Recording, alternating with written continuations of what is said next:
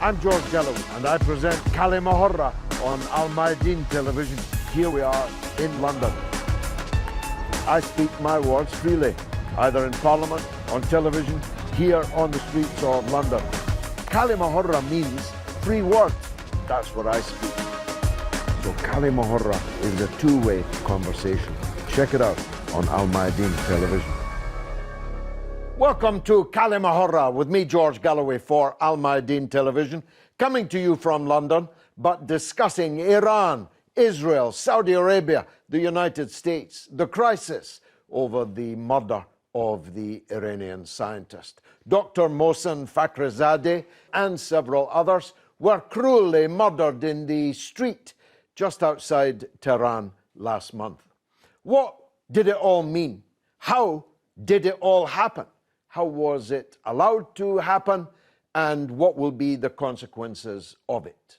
The proximate reason for the attempt to nobble Iran's peaceful nuclear program by one means or another, by crippling sanctions, strangling sanctions that are literally killing people, or actually killing them on the streets. What are the reasons for this? The stated reason is that Iran will not be allowed to acquire a nuclear weapon. Iran says it has no intention of acquiring a nuclear weapon, though if you ask me, they probably ought to and already have ought to.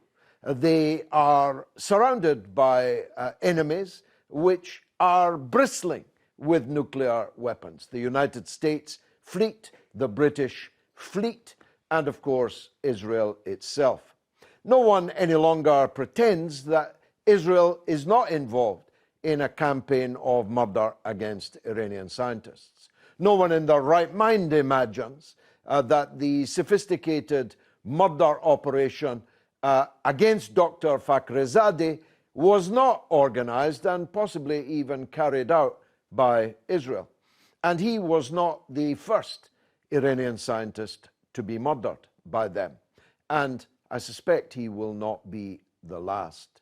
Israel, of course, has a mountain of nuclear weapons, literally hundreds of nuclear weapons pointed at all of its neighbors.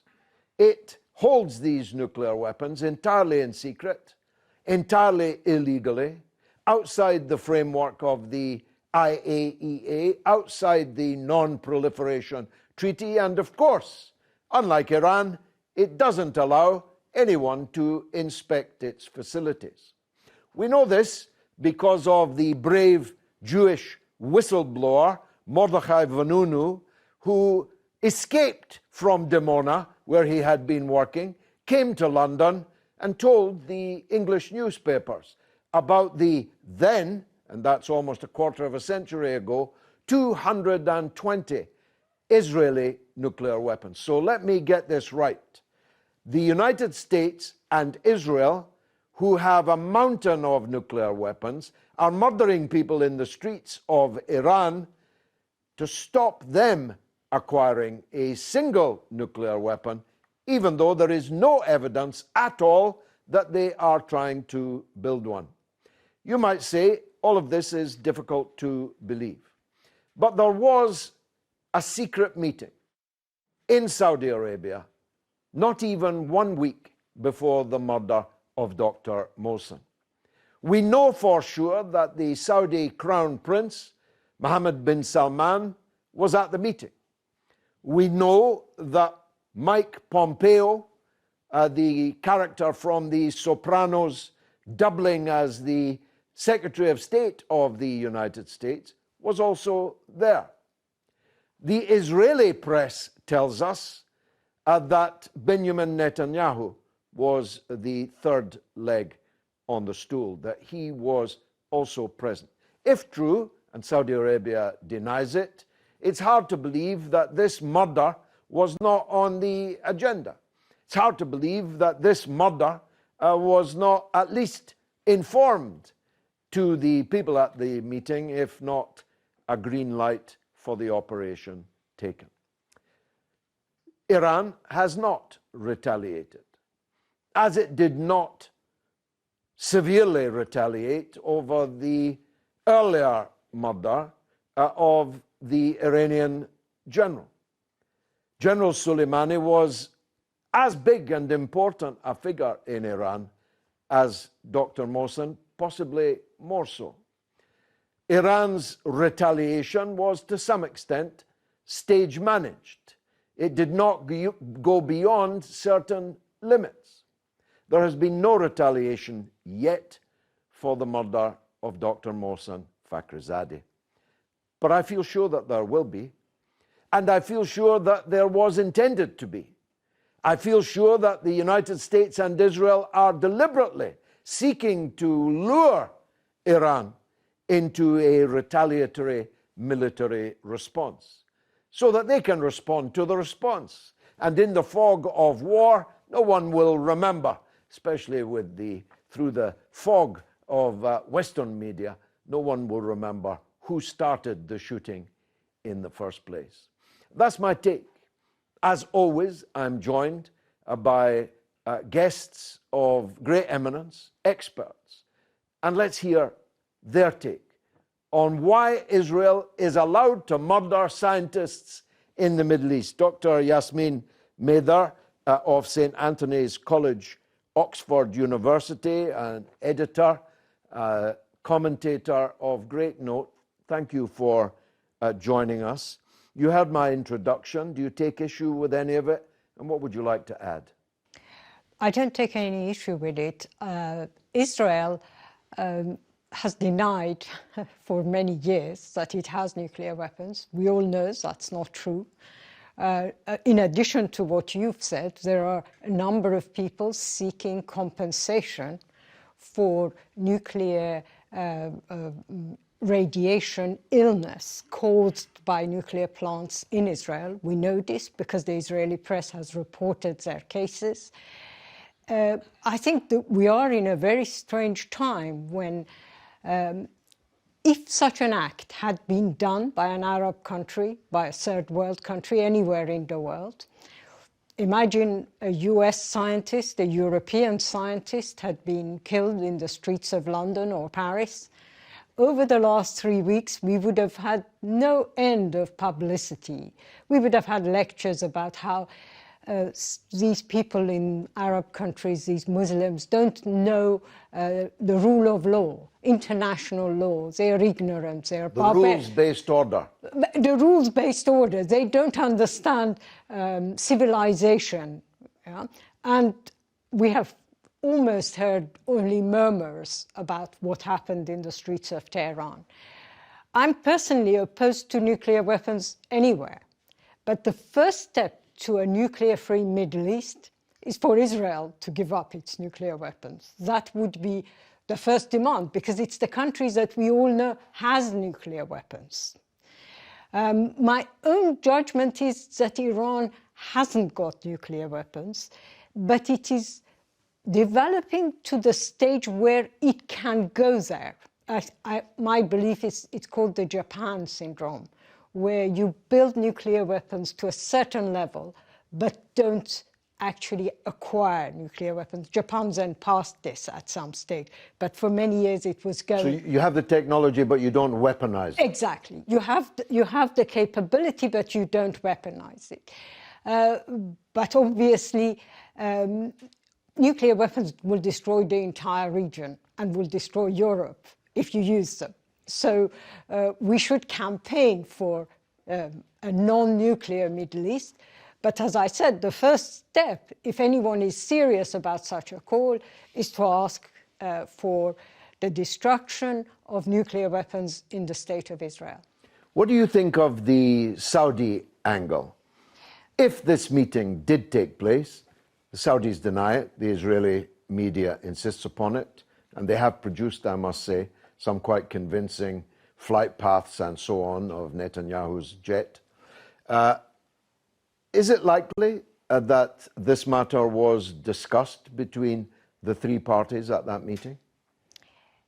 It could have been. However, maybe the planning for this required a longer time. Sure. I don't know.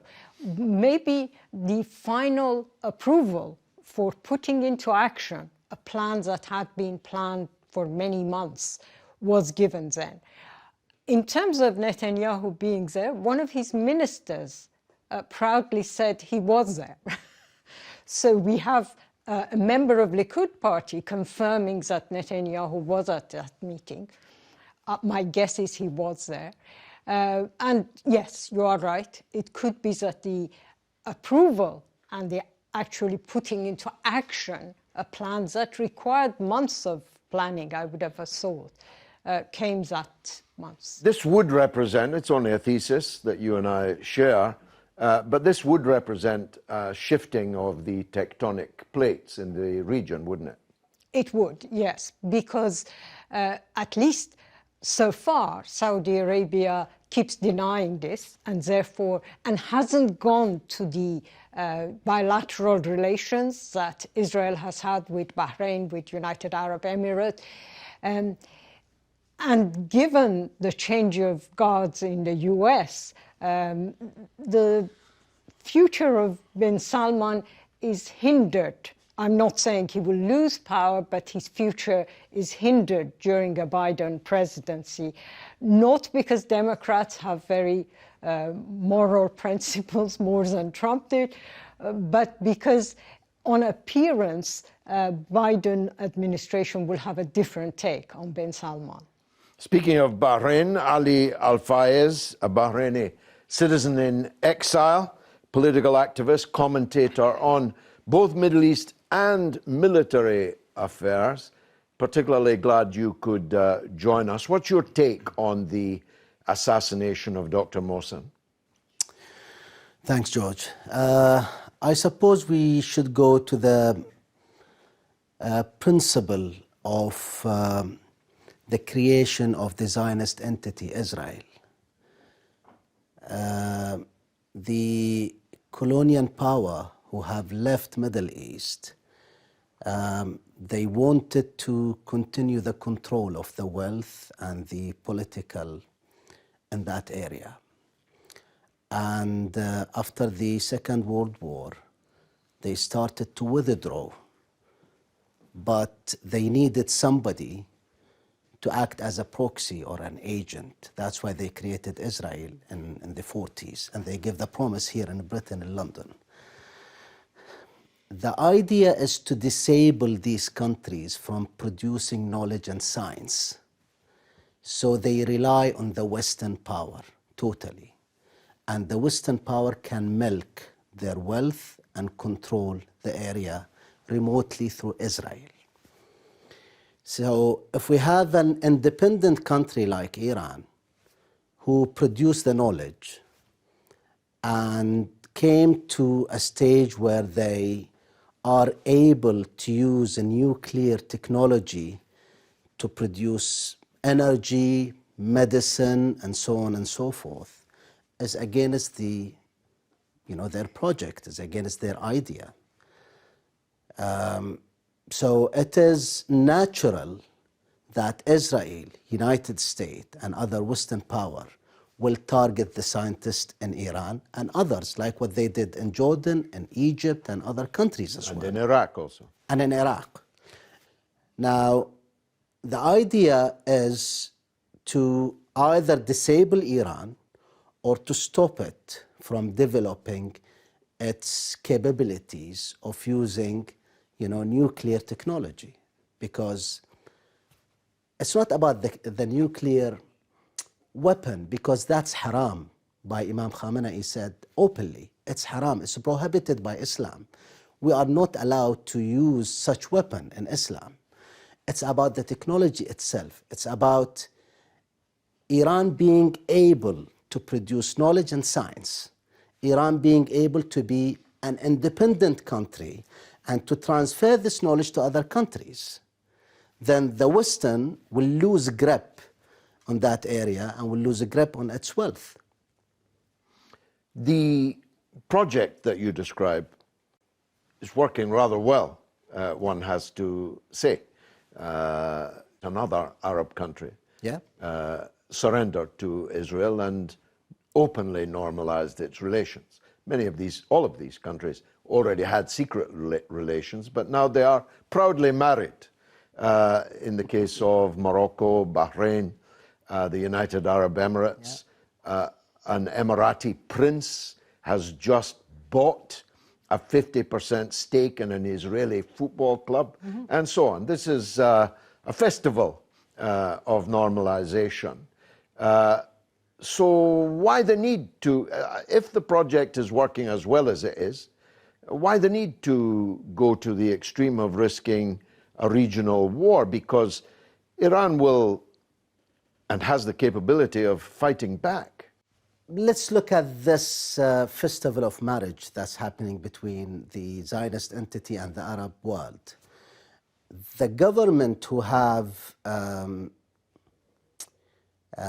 proudly announced their marriage with Israel are a government who have been created by the colonial power.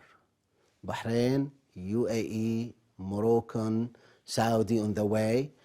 Sudan was somehow blackmailed, and they are not government elected by the people.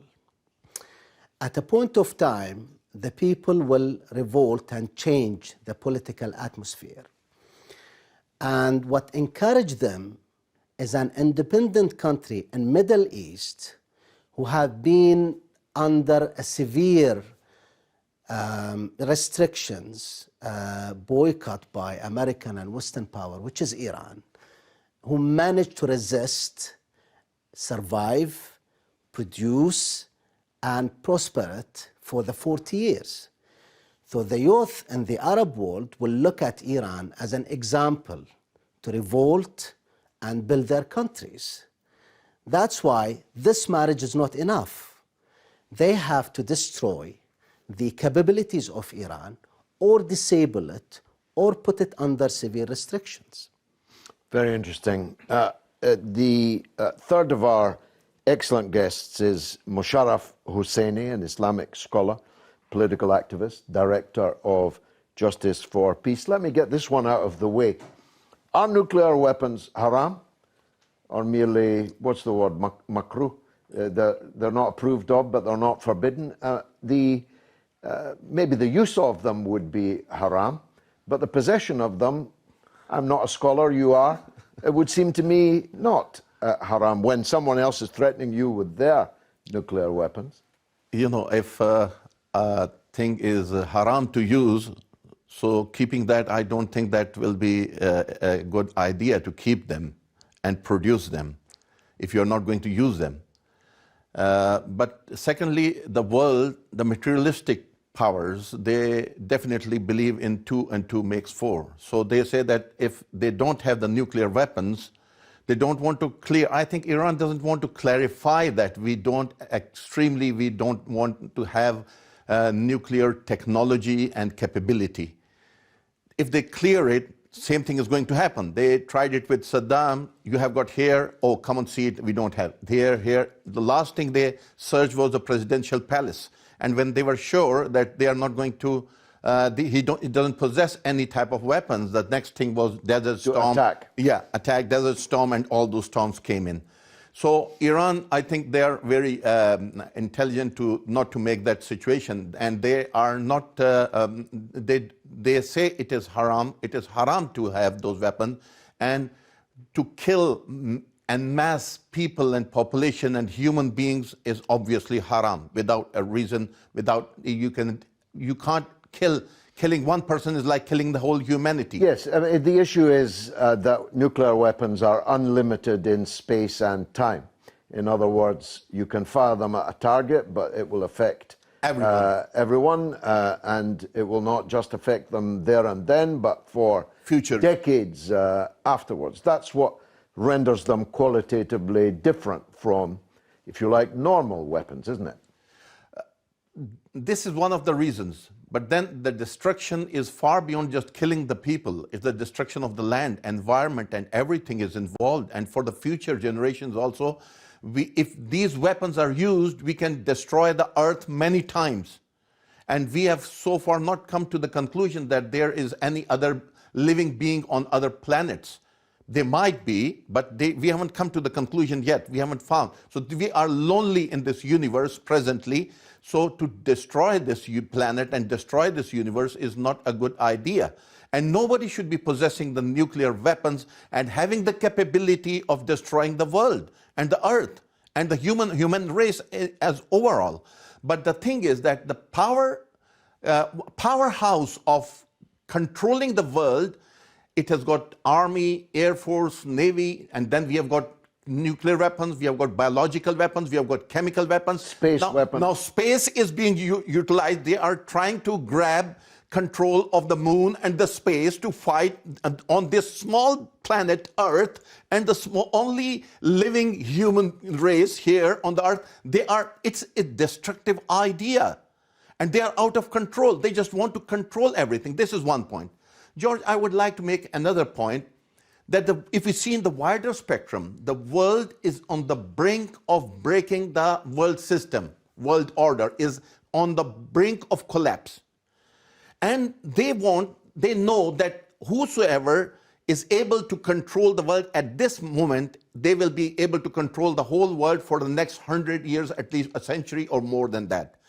So they are rushing that no other power except their proxies or their one who are under their control, they should come forward. Iran is something who is bringing in new political ideas, new systematic ideas. It's a new system. It's not controlled by the materialistic world and their system. It's something a different voice.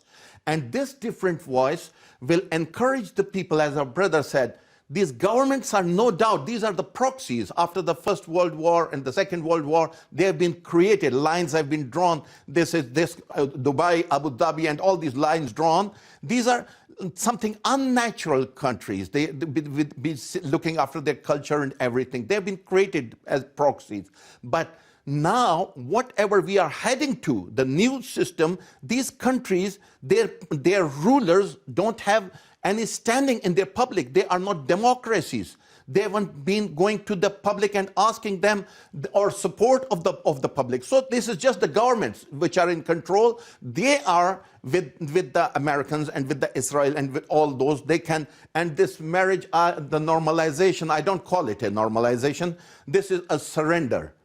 This is, in fact, everybody, they are trying, the United States is in reality trying its best to make everyone surrender to Israel now at this moment, because Israel, they think they are in our control, or America is under the control of the Zionist lobbies and all that stuff. So at this moment, they want that all these countries should submit or surrender to Israel in the present situation. But the governments might surrender, and they might have surrendered for a long time ago. But the public, I don't think they will. Well, we'll see. Not much sign of dissent certainly in the Gulf. I'm a bit surprised with Morocco, which has mass political organizations, it has civil society, it has trade unions and communists and all kind of ists. We'll see how quietly the Moroccan people go into that good night. Much more of this coming up after the break. Stay tuned.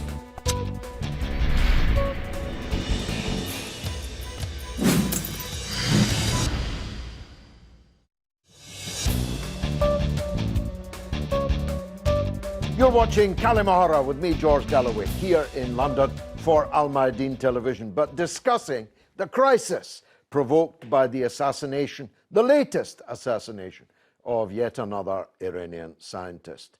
My panel of distinguished experts have spoken. Let's go to Iran, to Tehran, and talk with Dr. Syed Mohammad Marandi, who is an academic and political analyst, a professor of English literature and Orientalism at the University of Tehran.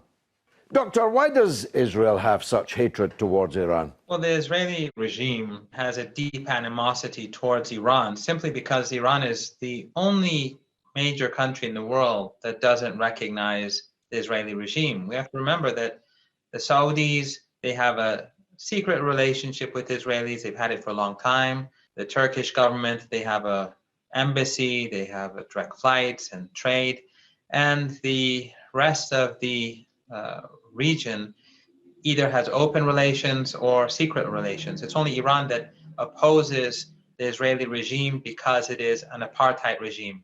Iran's policy towards Israel is identical to Iran's policy towards apartheid South Africa. So the animosity stems from the Iranians being very robust in declaring the illegitimacy of the apartheid project and the colonization of Palestinian land. And the Israeli regime wants Iran, and the United States wants to hold Iran back.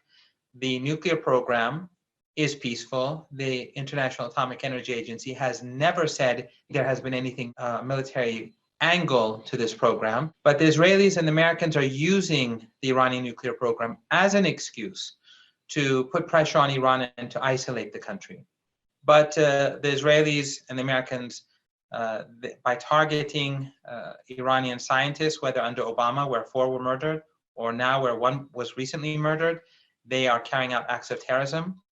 And the Western media is justifying this by creating this narrative that this scientist was in charge of producing a nuclear weapon, whereas the IAEA has never said any such thing. Why has the West been so quiet when it comes to condemning this murder? Well, there are a couple of problems here. One is that since the Western media still dominates in much of the world, the international community basically gets their information from Western sources.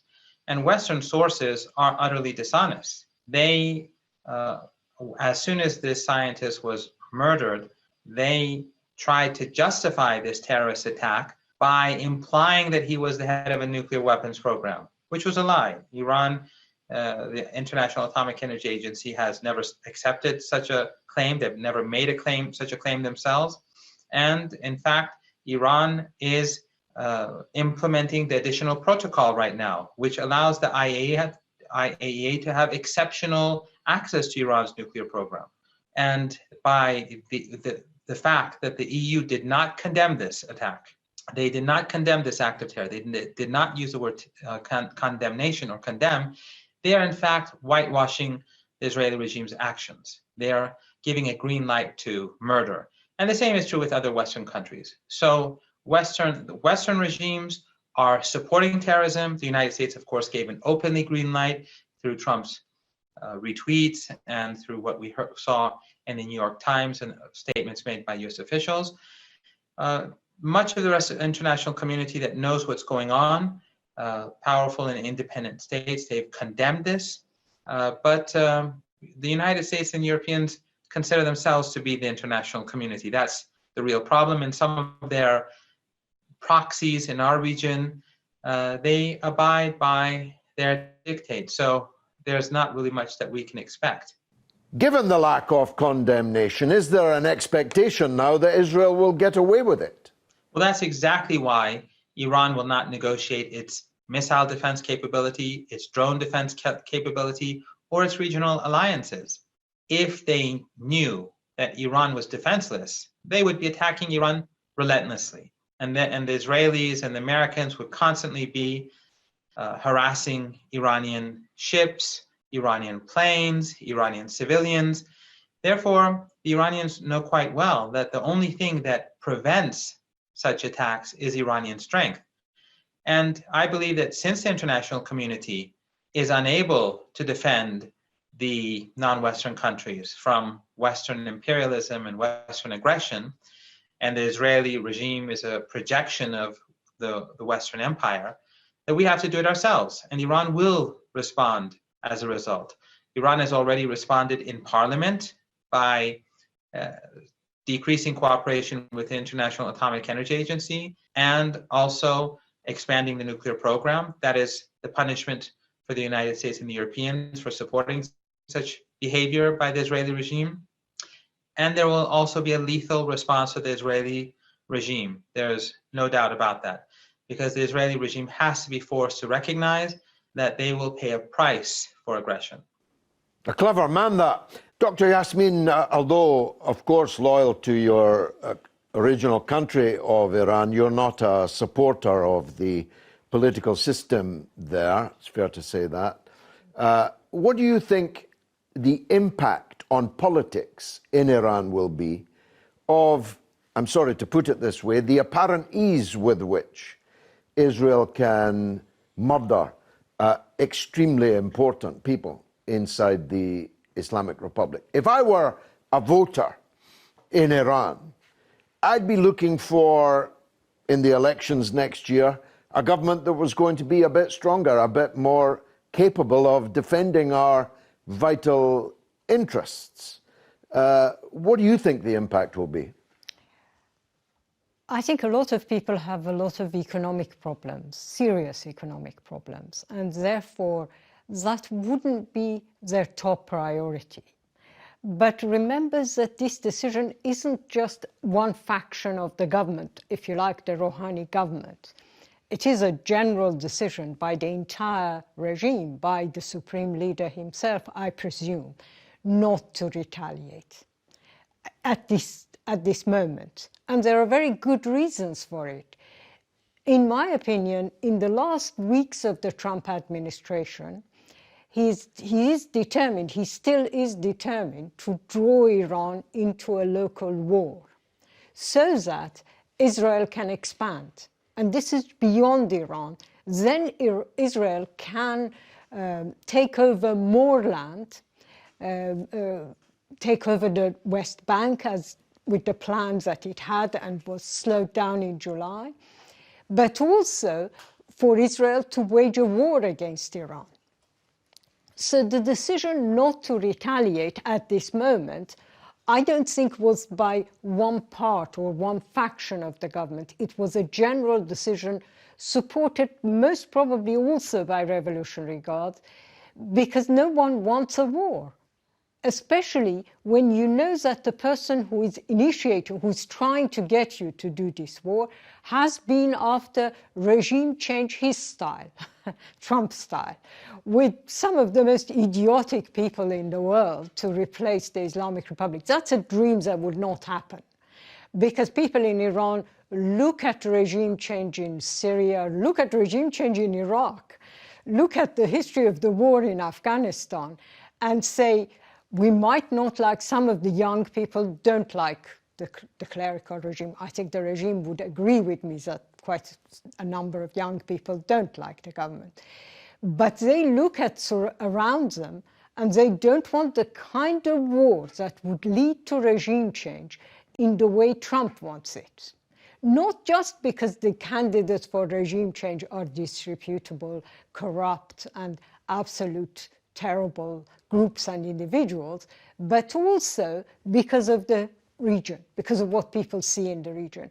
So not going to war, I think, was popular. You are right that there will be retaliations against the Rouhani government, but I would say that's more to do, if there is a loss of election in the next presidential election, it will partly be because the government has been incapable of deliver economic prosperity that was promised with the American deal. And people will say, can we trust another US president when a deal that was sealed and signed in 2016 was denied, 2015 was denied by Trump administration? Ali, that's a powerful point, isn't it? What would be the point of sitting down with the incoming President Biden? Haven't the Americans proved that you can't do business with them, whoever's in office? Well, to be honest, my own judgment and my personal opinion, I think that goes across lots of politicians and political activists in the Middle East, that you can't trust Americans. Americans seek their own interest, and they're having problem with Iran today, a multi-dimensional problem. Iran, who seek Iranian interest and act strongly to protect its own independency and its own people, and did not surrender since the revolution by Imam Khomeini. Did not give up, although there is a severe restrictions and sanctions in Iran for around now 41 years. That's one problem. And the other problem with Iran is a growing power, whether they like it or no. And they can't go in a clash with Iran directly. Americans, they want a proxy to go in a clash with Iran. They wanted Saudi somehow to go because they wanted to make it a Shia-Sunni war somehow. And they tried to spark it in Bahrain and other areas, Lebanon and Iraq, but Iran did not respond. They're smart enough. They're not a great military power, Saudi Arabia, as 5 years of utter failure in Yemen. Yeah, but if a war started between Iran and Saudi, American will come and say, look, we are here to protect the interest, and they will have a reason, a legitimate reason to attack Iran. And Iran is smart enough not to go there. So the problem is quite big for Americans, and I think Iranians will retaliate. They will not stay silent, because what happened, the assassination of Dr. Fakhrizadeh, in my opinion, politically, is more pressing on Iranian than the assassination of the General Soleimani, because this has happened on the soil of Iran, and that happened in Iraq. That's one reason. And the second reason is the act is to terrorize the Iranian scientists. They've never terrorized, they've never submit to the American demand, but if they did not retaliate, protect their own scientists, at a point of time, Iranian scientists will seek another area in the world like Arabs. They went to America, Britain, and other areas to work. So I think there will be a retaliation at a time that Iran think it will, have a better result than what the American and Israeli want. Brother Musharraf, how is it that Iran cannot protect its people, its key people, better? Rather than retaliation, I'd settle for, let's make sure they can't kill any more of our scientists. Yeah, well, George, I would like to mention that killing of Fakhrizadeh is not in just killing a scientist. It's much more than that. The Israelis have given a message to the public in Iran also that your security forces, they have failed to protect a scientist of that caliber who was under threat for years. It was not something that was not under threat. He was under threat. Netanyahu threatened them publicly by name at least 3 years. For years. For years. He was in the picture for years.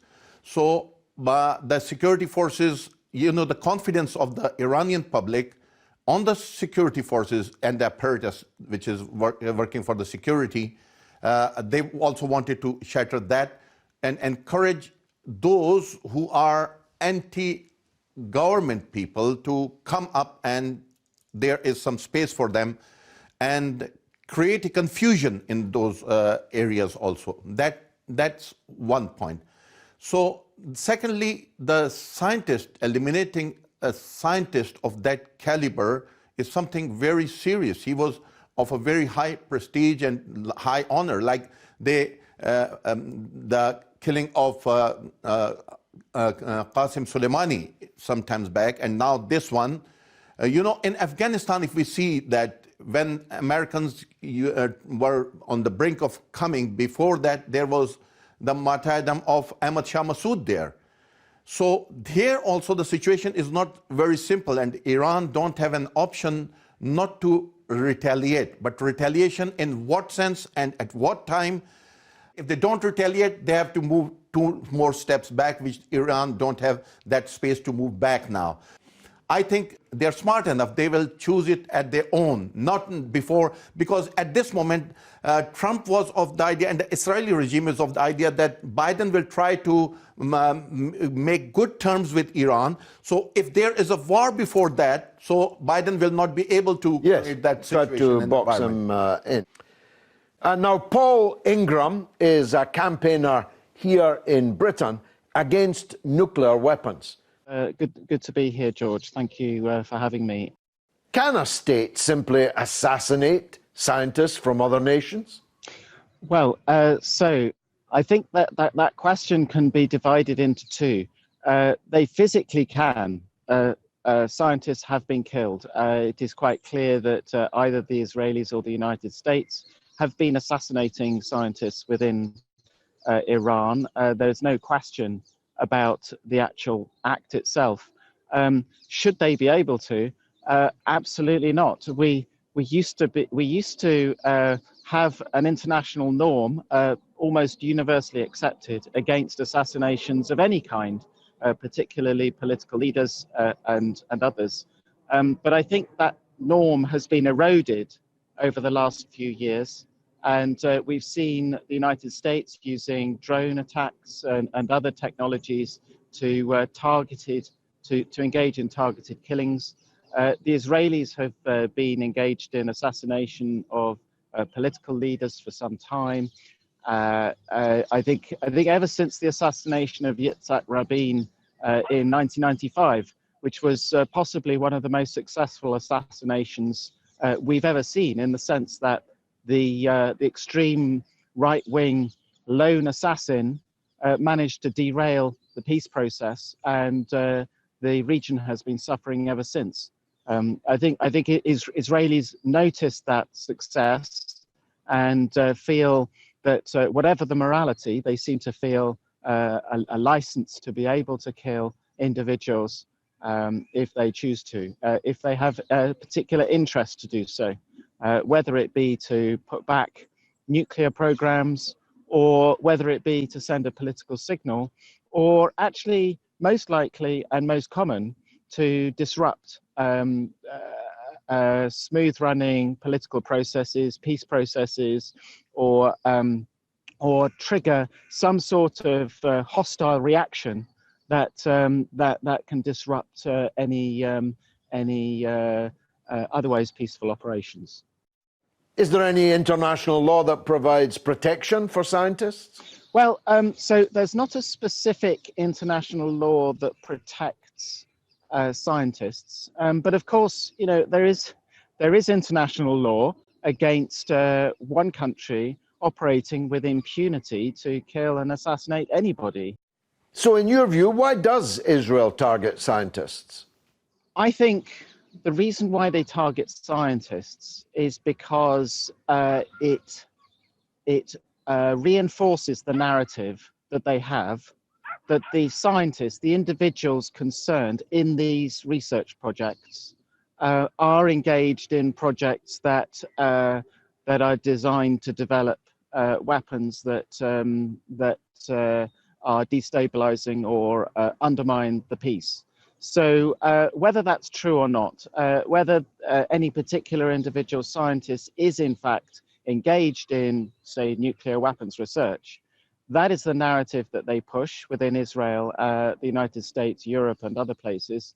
And killing an individual that they accuse of being involved in this sort of research reinforces that narrative in the minds of the target audience. So, for example, there's been much less condemnation of this assassination within the United States, within Europe, because the suspicion is cultivated and strengthened by those narratives that this individual or these individuals are involved in developing nuclear weapons for Iran.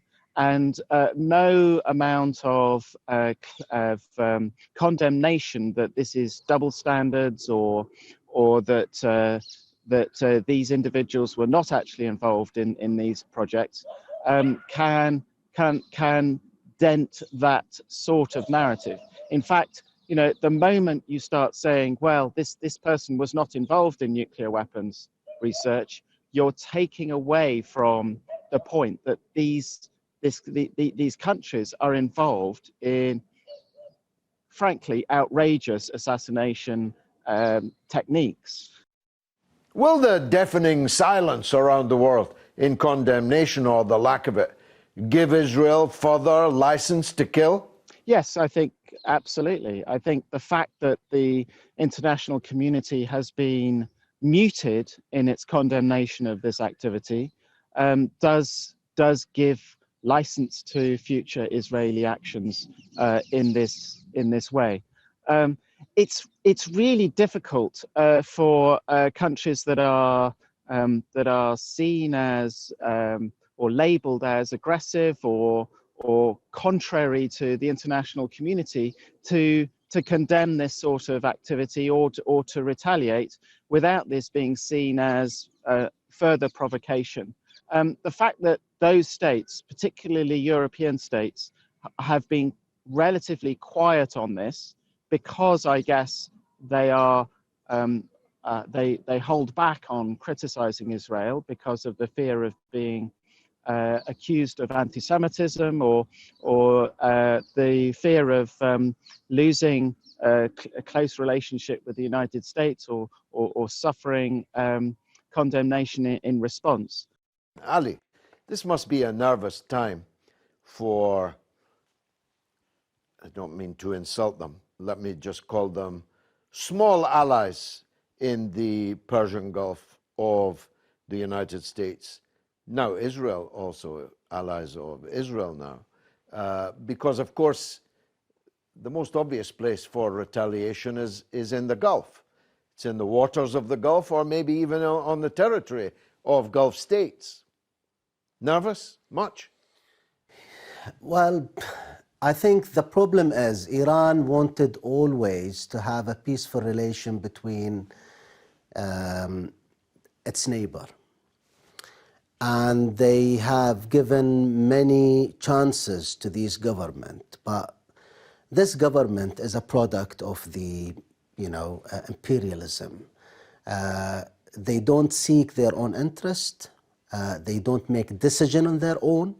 Rather, they take orders and act.